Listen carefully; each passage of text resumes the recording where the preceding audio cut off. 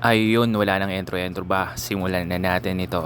Balito guys, nakahanap kami ng pwesto dito sa taas ng Muson, Bulacan. Balito yung second branch namin. Bali yung ginagawa nila kuya ngayon is nagpagawa kami ng sabitan ng mga damit. Ito lang kasi yung available time ni kuya kaya yun.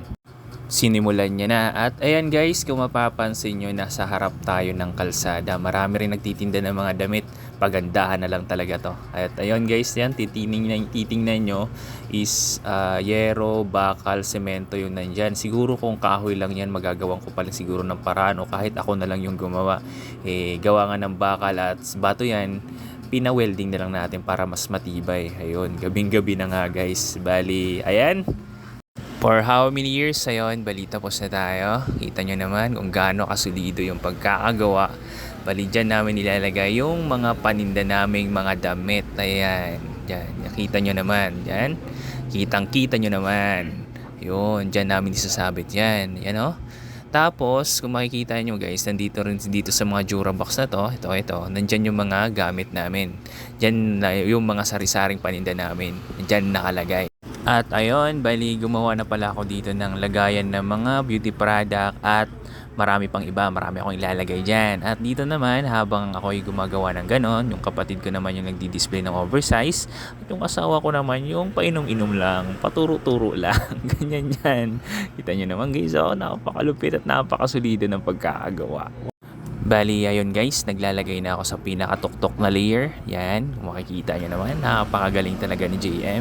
Sa kabilang side naman, yung asawa ko, patingin-tingin, pamando-mando na dapat ganito yung gawin nyo. Yan, ganyan dapat yung maayos sa pagkakagawa.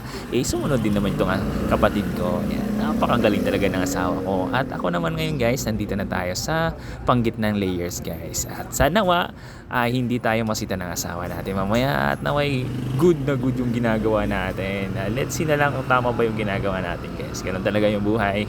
Meron tayong boss. At yun, naglalagay na tayo ng anong tawag dito, basta naglalagay na tayo ng ganyan kung saan ipapatong yung mga paninda natin. Ayun, manalangin na lang tayo na maganda yung ginagawa natin at walang pagkakamali. Ayan, bali, ayun, nakita na nga ng asawa ko at napansin na nga niya yung ginagawa natin. Tingnan natin kung tama yun. Ayan, ayun, mukhang mali nga ata guys. Ayun, marami pa daw kasi tayong i-display. Bakit 3 layer lang yung ginawa mo? Ay, akala ko kasi akala ko kasi konti lang eh. Ayusin mo yan, baguhin mo yan. Marami pa tayong i-display. Tingnan mo naman yung senyora natin. Napansin tayo. At ayun na nga guys, binaklas na natin ito guys. Kasi mali tayo. Nasita tayo ni bossing. Ayun guys, bali tinanggal ko na nga isa-isa guys kasi alam mo na mali tayo. Kaya dapat natin ayusin. Bali 4 na layer pala dapat kasi marami tayong di-display. Ayan, napakabait talaga ni JM. Masunuring bata. Bali ayan, iatanggalan natin. At eto nga pala, fast forward guys, 4 na yung nilagay ko. Posibleng maling-mali pa tayo. Marami na tayong i-display dyan. Tingnan nyo naman. Maingat ang pagkakagawa ni JM. Tingnan nyo naman. Bali, ayun. Bali, dito na siguro. Okay na at yakang-yaka na siguro itong 4 na layer na to. Yan. Napakasulido ng pagkakagawa ni JM. At ito yung pinakahuli na ilalagay niya. Ganito talaga ang buhay negosyante. Nakakapagod at magastos. Alam mo na, kung walang tiyaga, walang nilaga, ika nga nila. Kaya ano pang ginagawa natin? Magtiyaga na tayo para magkaroon tayo ng linaga. Ayan. Siya nga pala, may iba tayo. Kung gusto nyo palang ganitong klaseng negosyo, pwede ako mag-supply sa inyo guys. Mura lang yung mga paninda natin dito. At ayun, nilabas na natin ang ating secret weapon. Diyan natin ilalagay yung iba pa nating paminda gaya ng beauty product para maibungan yun.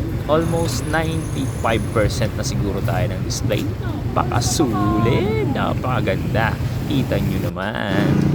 At ayun, dito yung sa harap. Nandiyan yung mga bambata, mga pabango.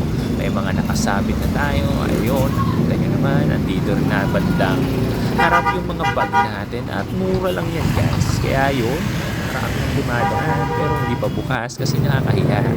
Guys, yan.